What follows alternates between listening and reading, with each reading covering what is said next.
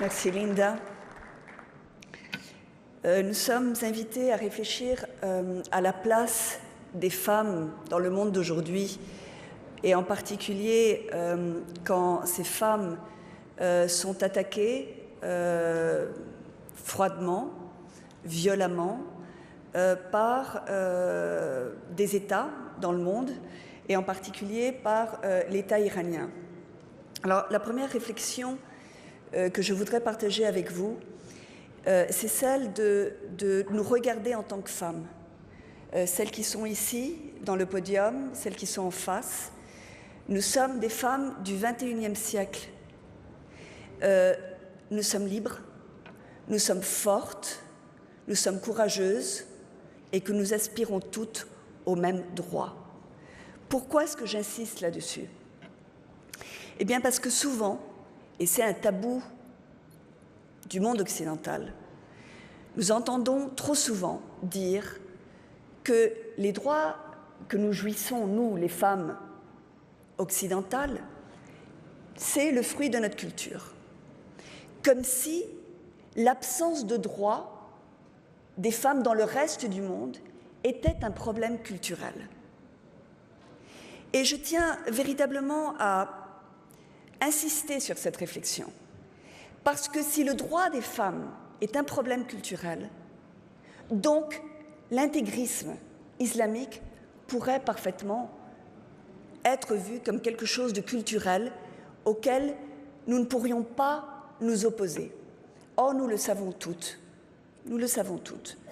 Le droit des femmes, l'égalité des femmes est la pierre fondamentale de toutes les libertés, de tous les droits de l'homme, de toutes les démocraties de par le monde. Donc, si nous allons faire un hommage à toutes les femmes qui, dans le monde, luttent pour les droits que nous jouissons aujourd'hui dans cette enceinte, ici, à Paris, à La Défense, toutes celles qui sommes ici, appuyées par tous les hommes qui sont ici avec nous et qui, avec nous, pensent qu'effectivement, le droit de la femme, comme le droit de l'homme, fait partie des droits humains, de l'espèce humaine à laquelle nous appartenons, alors je pense qu'il faut rendre hommage à la femme qui nous convoque aujourd'hui et qui porte le flambeau au XXIe siècle, le flambeau de la lumière dans la pire des nuits noires contre la liberté, contre la démocratie et contre les droits des femmes. Et cette femme, c'est Myriam Radjavi.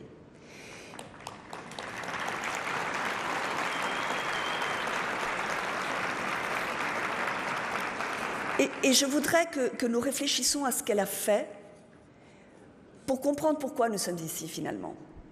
Alors, en ce moment, alors que dans le monde, les femmes votent partout, que par exemple aux États-Unis, une femme comme Hillary Clinton se bat aussi pour avoir le droit d'être femme à la tête de la plus grande puissance du monde, eh bien en Iran, nous l'avons entendu, on nous l'a expliqué, les femmes n'ont pas le droit d'être élues.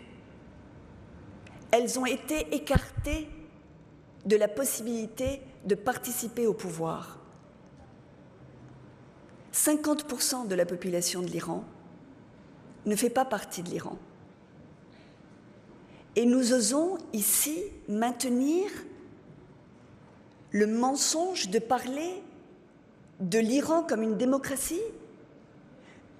Nous osons maintenir le mensonge de parler d'élections en Iran. Élections alors que nous savons que ce ne sont pas des élections. Parce que les Iraniens n'ont pas la possibilité de choisir.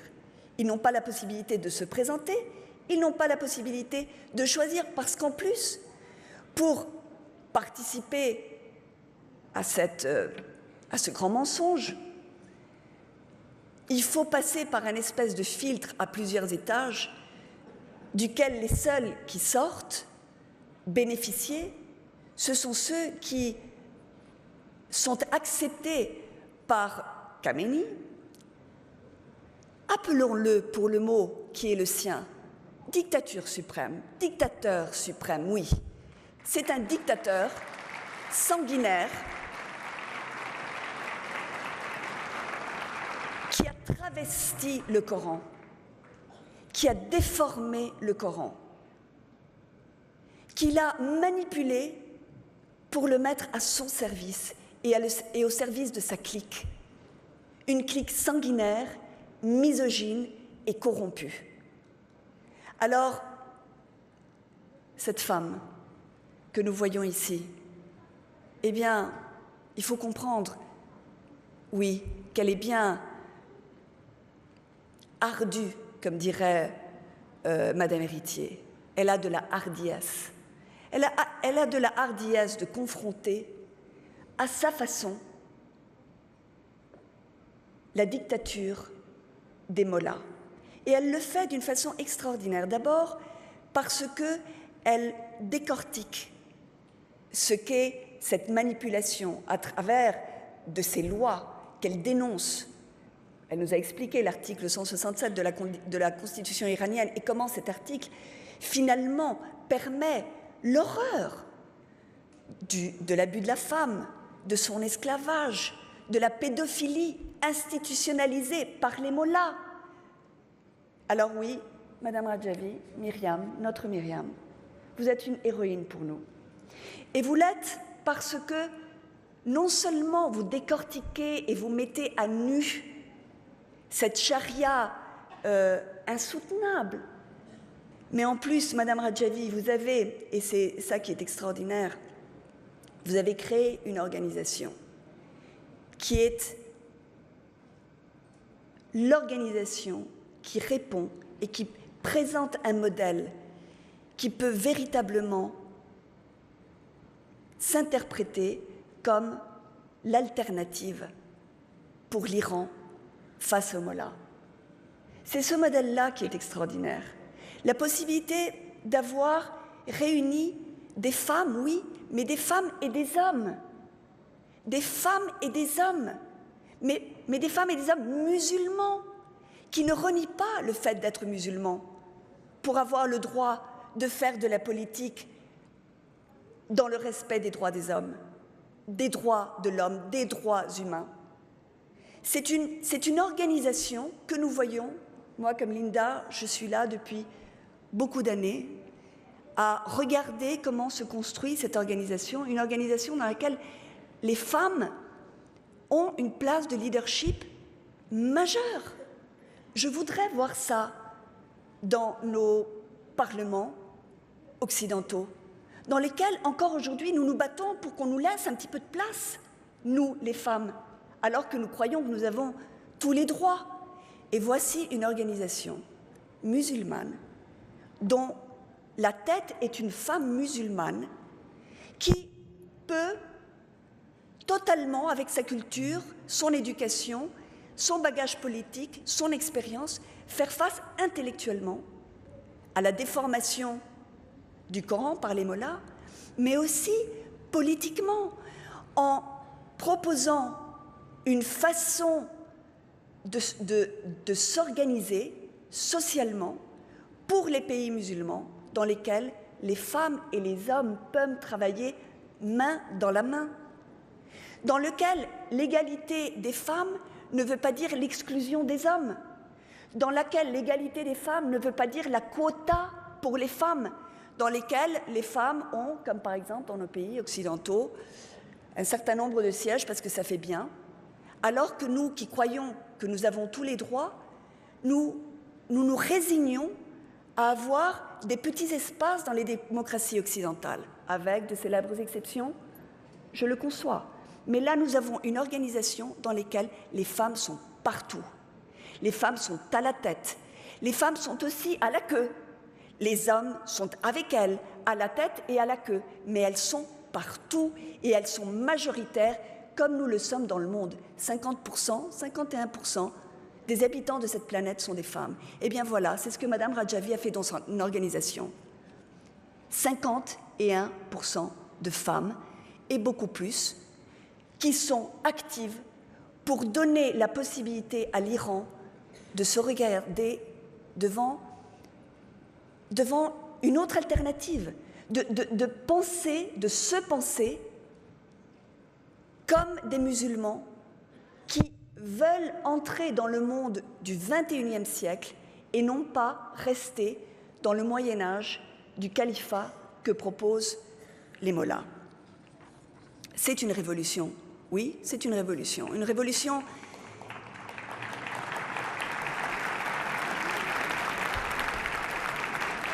révolution qui casse les tabous, nos tabous de l'Occident, de croire que finalement, si les femmes en Iran ne peuvent pas être élues, c'est une question de culture.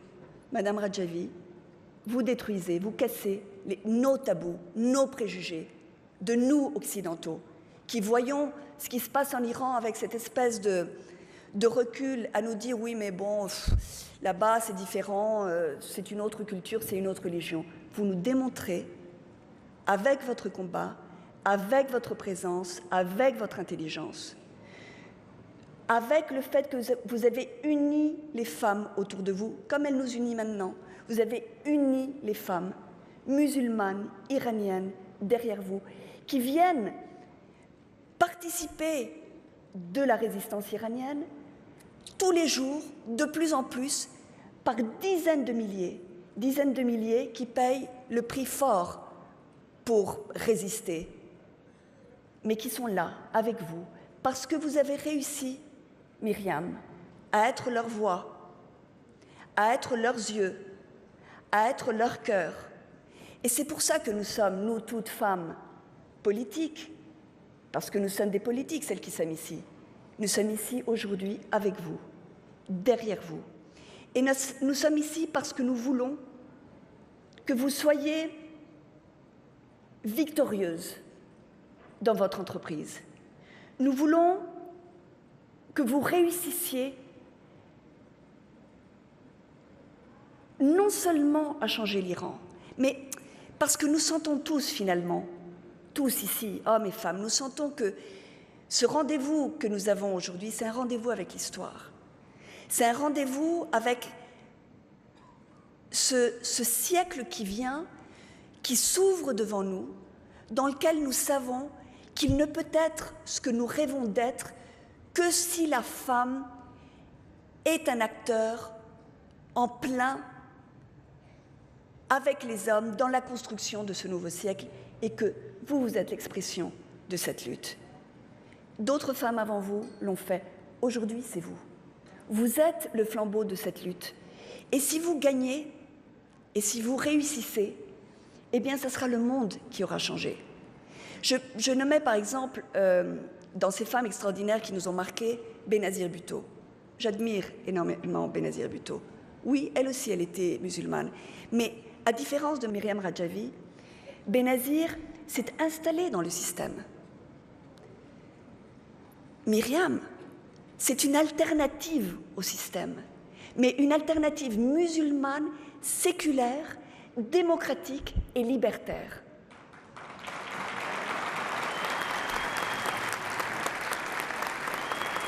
Le combat de Myriam Radjavi est notre combat. C'est mon combat. C'est non seulement l'alternative, disons, de la résistance, c'est l'alternative politique de l'Iran. Elle est bien meilleure, cette alternative, que le fait de pactiser avec les mollahs un accord nucléaire que nous savons que nous allons payer très cher.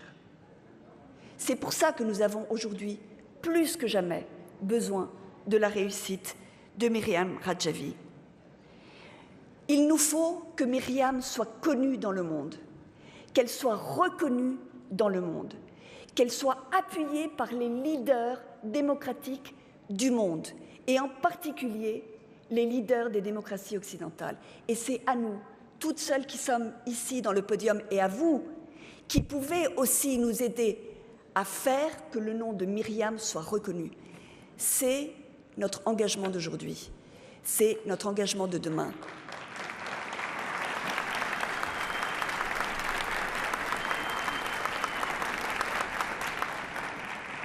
C'est à nous de jouer pour permettre à Myriam de libérer l'Iran. Merci.